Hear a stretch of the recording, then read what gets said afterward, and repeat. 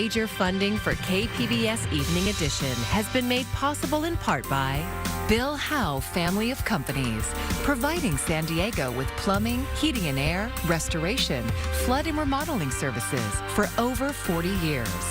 Call 1-800-BILL-HOWE or visit billhowe.com. And by the Conrad Prebys Foundation, Darlene Marco Shiley, and by the following.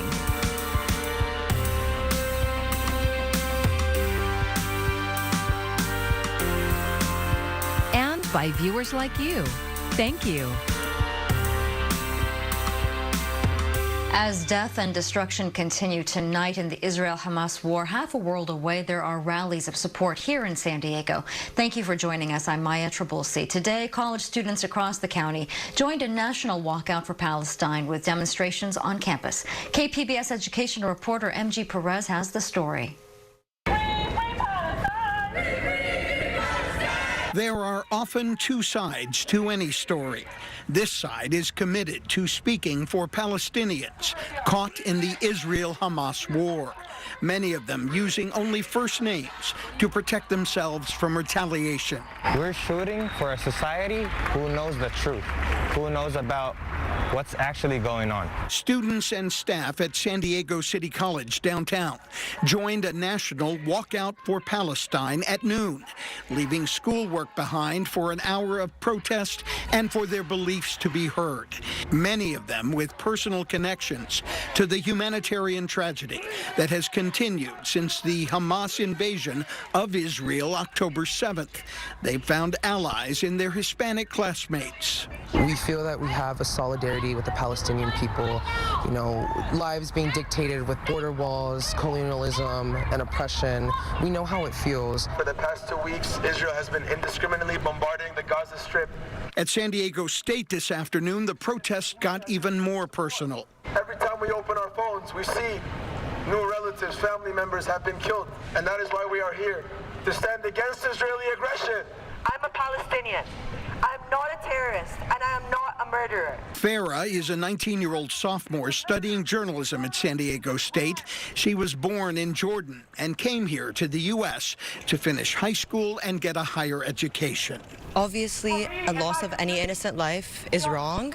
This did not happen in a vacuum. It's been happening for 75 years, 107 years of oppression, of colonization, and I think that it should be stopped. Among the faces and the flying Palestinian flags, there was also the flag representing the other side.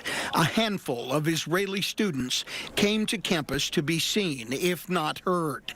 They declined to be interviewed for safety reasons. Their advisor did speak about the October 7th Hamas invasion that triggered the strong Israeli response.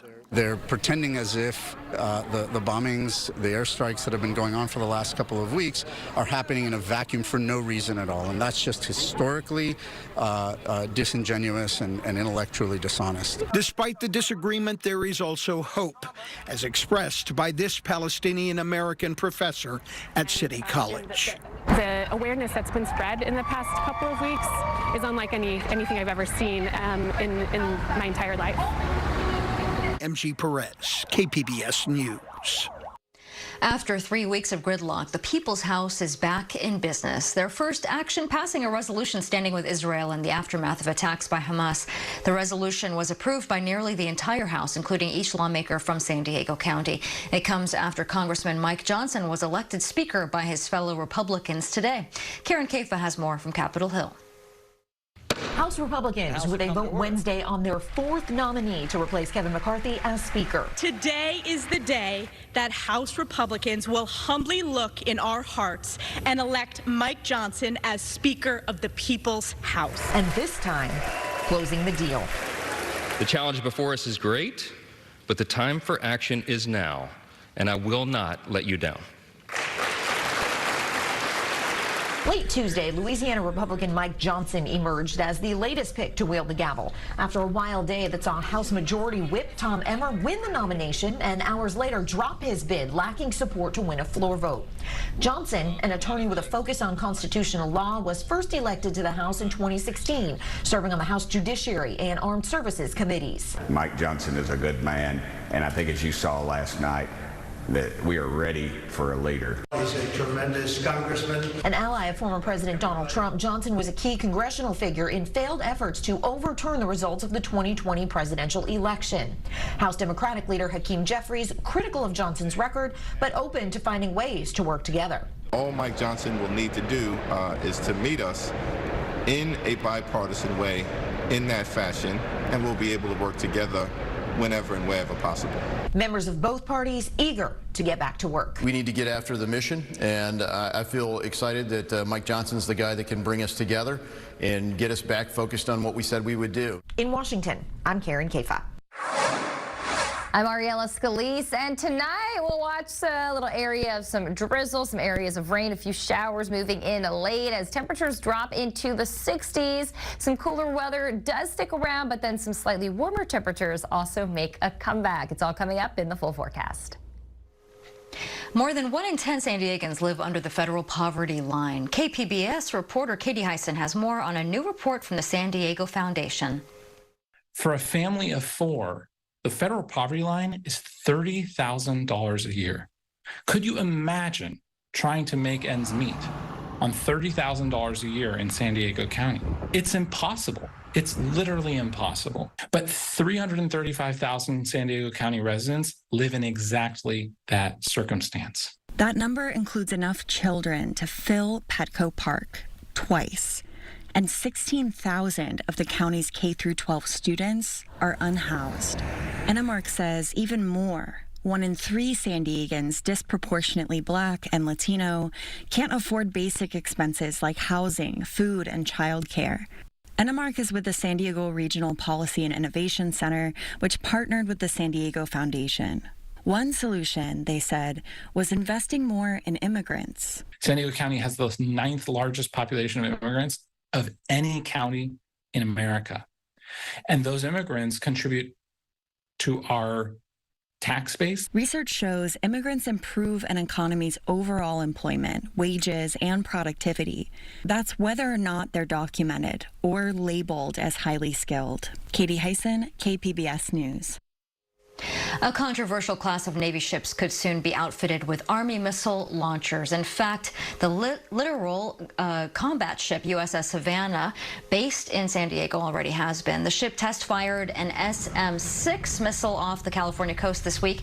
They used a launcher originally developed for use on land. A Naval Surface Force spokesperson in San Diego says the new system would expand the combat capability of the LCS, but the 2 versions of the ship have been plagued with mechanical and development setbacks. The Navy has already retired some of the ships after just a few years of service.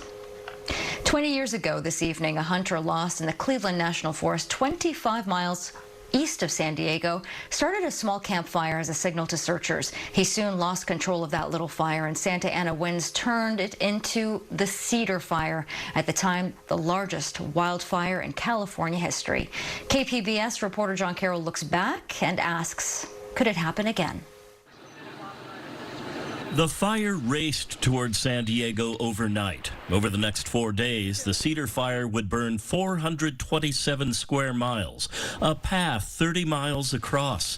It destroyed much of the community of Crest, jumped Interstate 15, and tore through Scripps Ranch and Tierra Santa. In all, 2,800 houses and businesses were lost. 15 people died in the fire. Jerry Lothers and his wife were among those who drove away from their home just in time. I told my wife I'd meet her, I think it was at Starbucks or something in Scripps Ranch, just as a place to rally, to get connected. That's what we did, and an hour later everything was gone. Back then, firefighting aircraft were not allowed to drop water within a half hour of sunset, and that's exactly when the fire started. By morning, there was no stopping it. San Diego Fire Rescue Chief Colin Stowell remembers it like it was yesterday. I was right in the middle of that with our strike team there.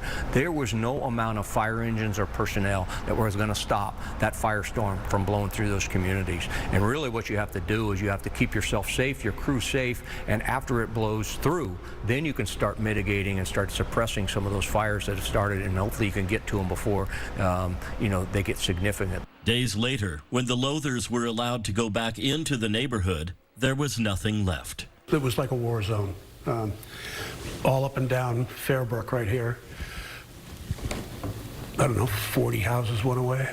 In Scripps, I think there was 235 homes that went away, somewhere around there. The Cedar Fire taught some hard lessons, and there have been many improvements.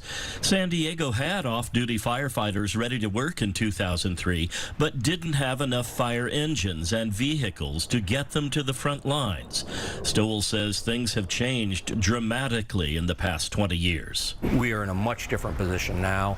We have a healthy reserve fleet that we can put those folks on. We've got utility rigs. We've got a lot of other ways that certainly would make a big difference today.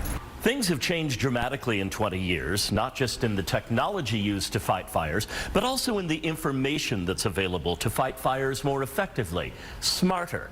Communication and cooperation among fire agencies has also improved. They were a serious handicap fighting the fire. I think San Diego probably operates with the greatest regional collaboration of anywhere. As fire chiefs, we meet monthly. We have working groups, whether it be training, communication, so we're constantly talking.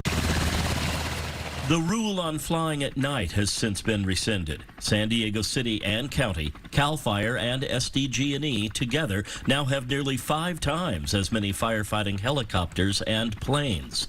And the technology available to firefighters is greatly improved. Eric Frost is the director of the VIS Center at San Diego State. The center helps fire agencies know exactly where a fire is and where it's going. You couldn't really easily get accurate information flying overhead during the day for a really simple reason that there's smoke. Software can now show where a fire is and where it will be in an hour or a day.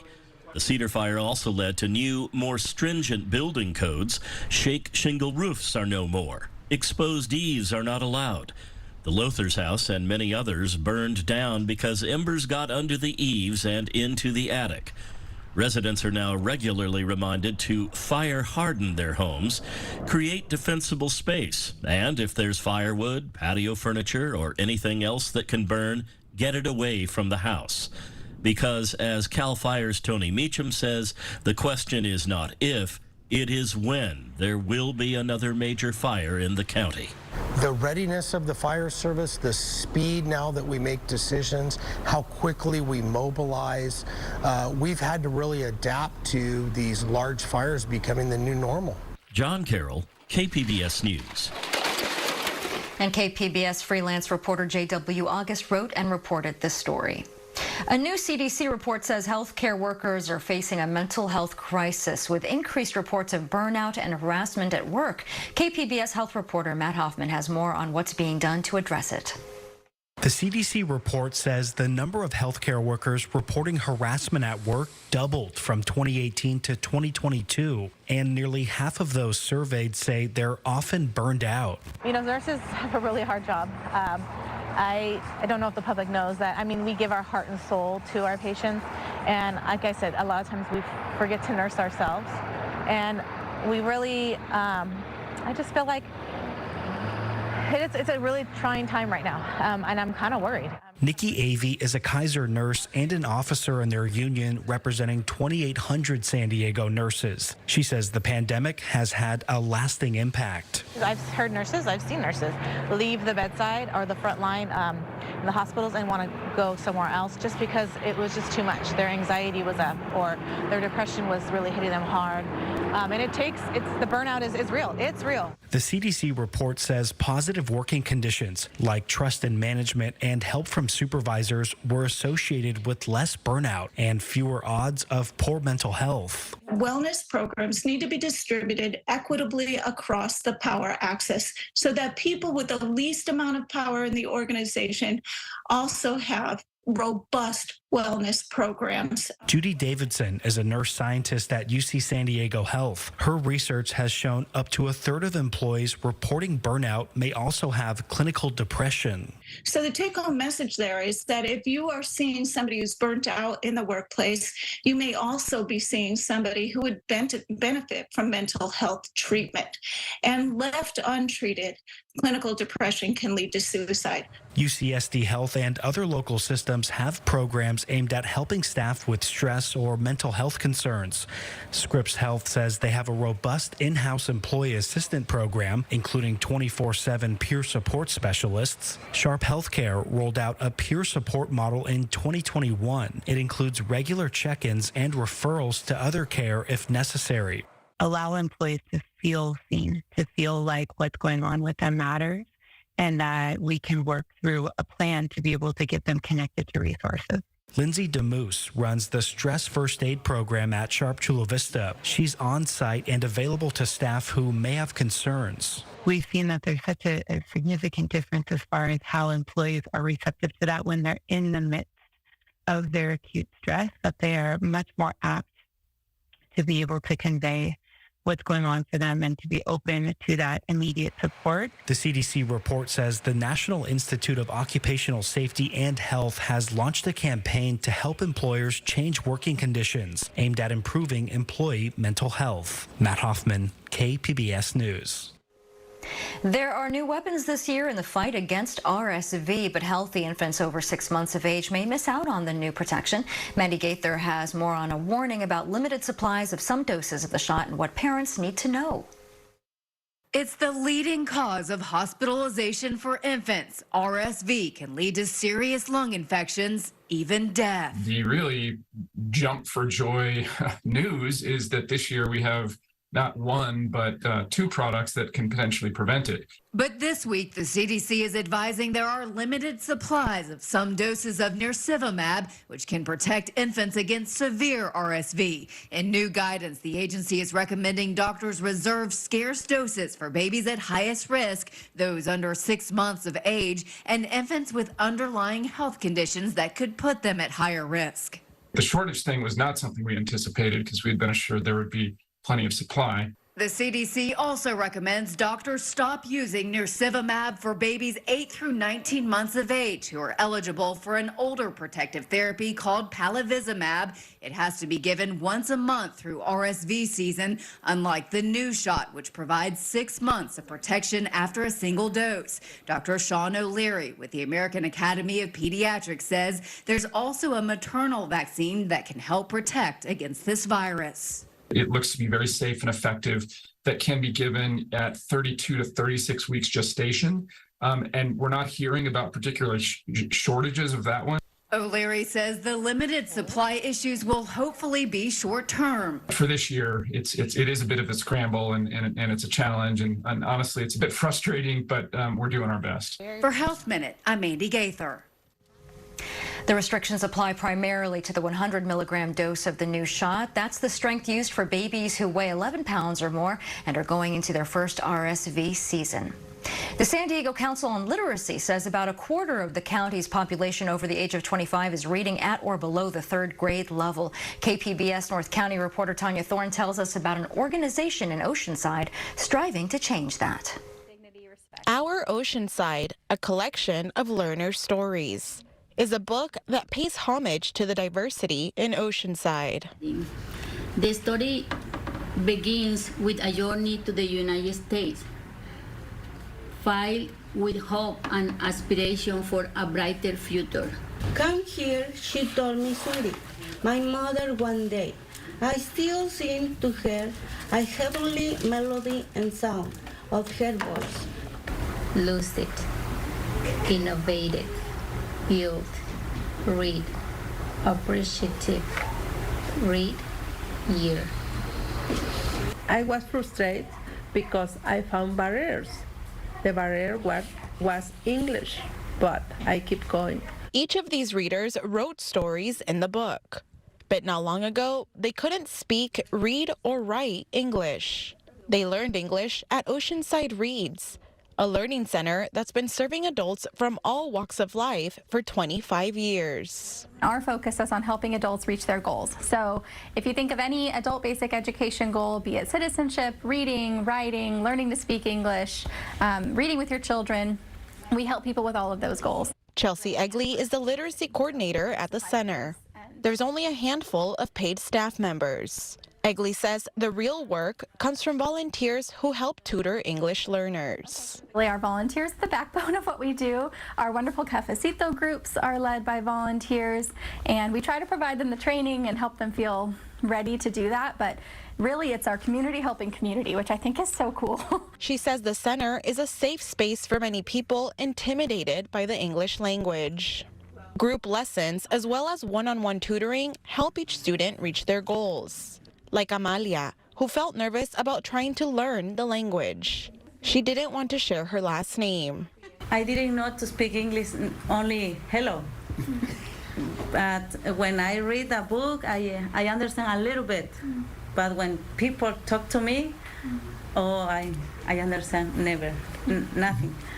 But now I can speak a little bit when another people. Amalia says students at Oceanside Reads help each other and create new friendships as they learn. We have people that maybe they had to leave school at age 8 and then they're coming back at age 50, and then we have people that are doctors in their home country and then they're learning English and starting over. And there's a lot of power, I think, in introducing people to people that are different than them and being able to see the commonalities there. And what all the students share is that they are present and trying something new. But you can do it. You can be positive, and the thing bad that happen in your life maybe hurt you, but make you better. The center always welcomes new volunteers and students. Hours for the center are flexible. Tutoring and group lessons vary between the center, Oceanside libraries, and community centers. Tanya Thorne, KPBS News. After just 2 seasons, former San Diego Padres manager Bob Melvin is headed back to the Bay Area. Today, Melvin was introduced as the San Francisco Giants' 40th manager in franchise history. Melvin said that he really enjoyed his time with the Padres, but felt it was time to move on. This will be the 4th full-time management hire for Padres general manager A.J. Preller. In his 10 seasons with the club, he says there is already a lot of interest in the job. We've had some very interesting names and some people that are very accomplished that have expressed interest in this job. And I think really it's a testament to our team, our roster, the talent that's here, the fact that we've gone to the playoffs, a couple times here in the last few years in our city. We've got amazing fans that support this team. The search for the next Padres manager begins immediately. Preller says the organization will sit down with some internal candidates over the next few days. He noted there is no set time frame for the hire, but mentioned this is the first big decision that needs to be made this offseason, and he wants to do it right.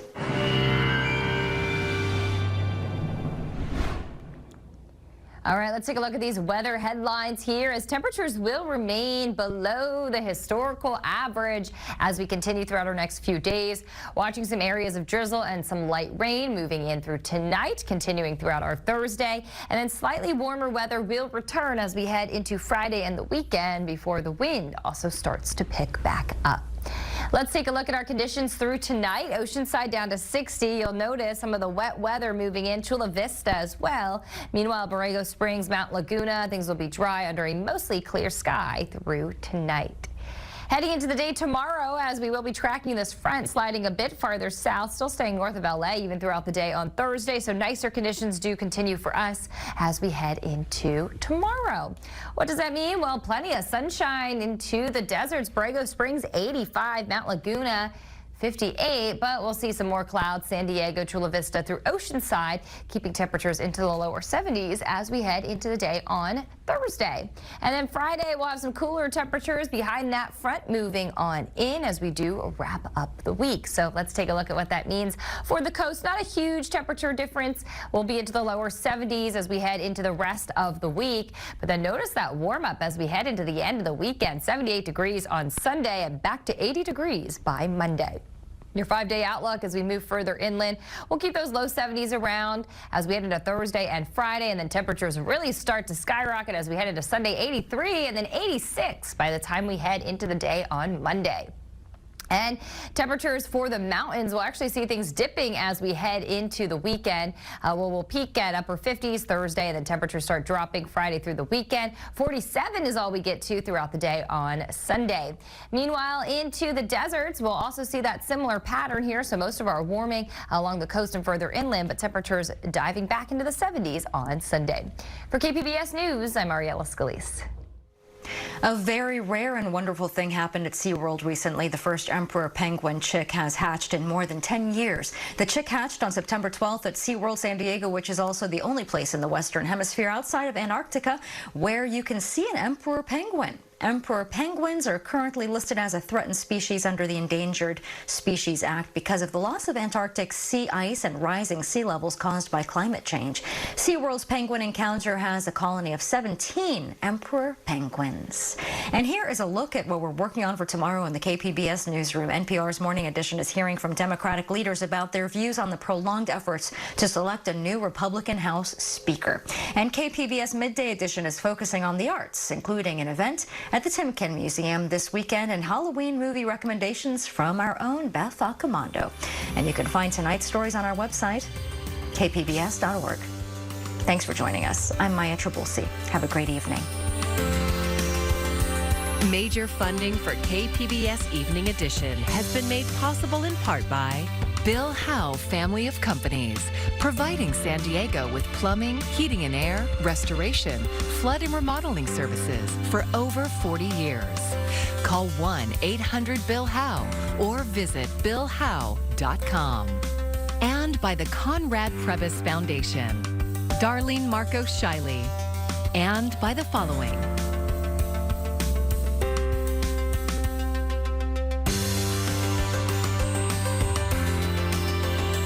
By viewers like you. Thank you.